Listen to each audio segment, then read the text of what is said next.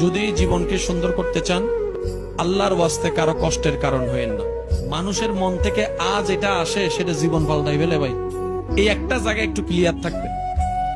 ছোট ভাই যদি ভুল করে, বড় ভাই হিসেবে ছায়া হয়ে ধরে রাখেন। আর যদি বড় ভাই ভুল করে, ছোট ভাই হিসেবে ক্ষমা চেয়ে নেন না।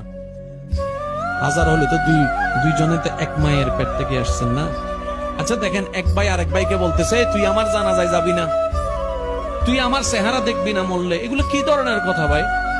আচ্ছা রাগ হইছে আর কি, এক ছাদের নিচে থাকলে কত কিছু হয়। আমাদের মুরব্বীর একটা কথা বলতো, দেখছি যদি 4-5টা থাকে, টন টন জনজন আওয়াজ তো হবেই। আবার আওয়াজ না হলে তো আমাদের মরা বাড়ির মতো লাগে। তা আওয়াজও দরকার, ঠিক না? তো ভাই ভাইয়ের মধ্যে, ভাই বোনের মধ্যে, স্বামী স্ত্রীর মধ্যে এক ছাদের নিচে থাকলে অনেক কিছু হবে। এবার আপনি শুধু নিজেকে একটা প্রশ্ন করেন, কয় বছর আর বাঁচবেন? সময় তো নাই আর।